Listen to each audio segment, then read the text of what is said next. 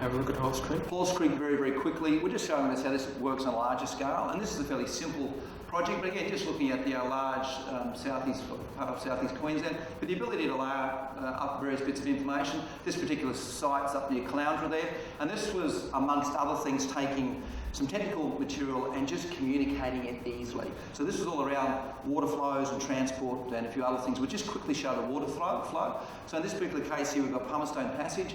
Palmerstone Passage is quite a unique water body, has entrances from both ends.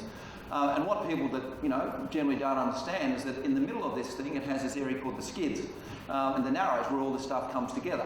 This particular site, there are two sites here that we're dealing with, the ones that are hatched. The local community, I guess just by the nature of thinking that it was close to those waterways, felt that most of it drained into that dark red area, which is a very sensitive areas. But the reality is, and I'll let Rico now filter some of these overlays to explain very simply that that's not the case.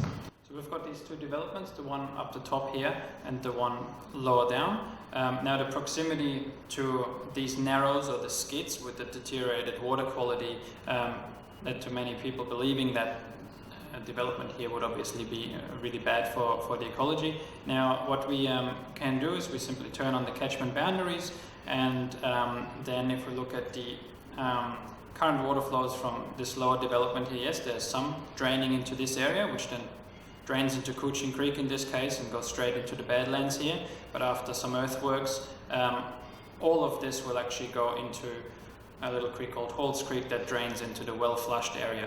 So very easy story to tell within a few seconds without basically relying on having to read reports. And I guess we'll just